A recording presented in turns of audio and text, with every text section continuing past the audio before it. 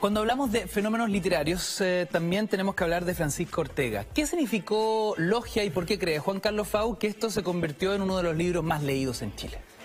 Yo creo que Pancho hace otra... tuerce la historia de otra manera y nos hace creer que todo es parte de una conspiración.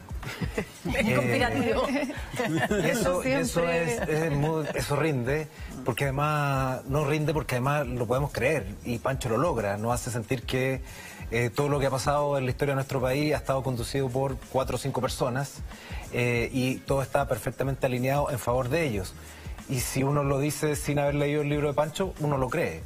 Luego leer el libro de Pancho, uno lo firma, que es la sensación de cómo no nos dimos cuenta que nuestro país está basado en 5 o 6 monopolios y que hasta el día de hoy se siguen arreglando de la misma manera. O sea, como nuestra realidad está gobernada por una conspiración muy parecida a la que cuenta Ortega en Logia, y cómo esas conspiraciones han sido alimentadas desde el exterior en el informe Kaifman y cómo esos poderes se han puesto de acuerdo con el resto del continente con su último libro.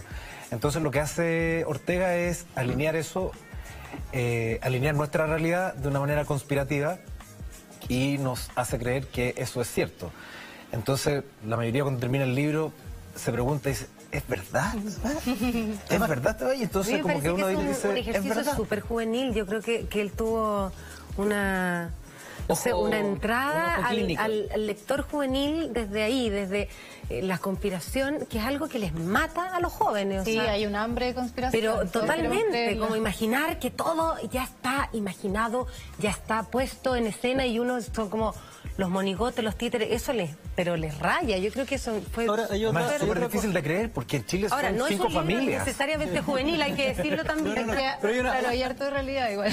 Hay una cosa que hay que decir también, que en el resto del mundo, y no en Chile, o por lo menos no hasta ahora, el tema de la novela histórica y del área de la historia es superventa. En el mundo es súper importante el nicho editorial es de la un fenómeno global. Exacto, y en Chile está medio abandonado. Los lectores más fieles, claro. Esas secciones de la librería son los más...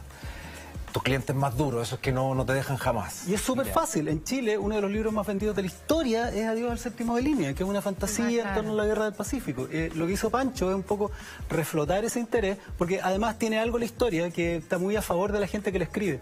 Un escritor de ficción regularmente tiene que presentar un personaje, tiene que hacer que lo quiera, tiene que dibujar el escenario. En cambio, Arturo Prat o los personajes de la logia de Pancho Ortega te lo enseñaron cuando chico. Son amigos, son gente conocida. En el fondo estáis copuchando de lo del vecino. Son escenarios conocidos, la Guerra del Pacífico, Bernardo Higgins, San Martín, y te están enseñando cosas ocultas. Esa idea de la conspiración también viene muy de los 90, muy de los archivos X, muy de lo que vino después con el Código Da Vinci, y tiene que ver con la sensación que empezó a tener la gente que el poder le estaba mintiendo. La percepción de que habían cosas escondidas detrás de los gobiernos y que habían proyectos secretos. Ese olor que había en los 90 se empezó a confirmar a partir del 2000 cuando los cypherpunks, Julian Assange o Snowden empezaron a romper, a craquear esto y se convirtió en una realidad. Es decir, nosotros decimos, no, son puras conspiraciones. No, viejo, hay conspiración. Lo que pasa es que se pasaron de rosca en algunos, pero las conspiraciones existen.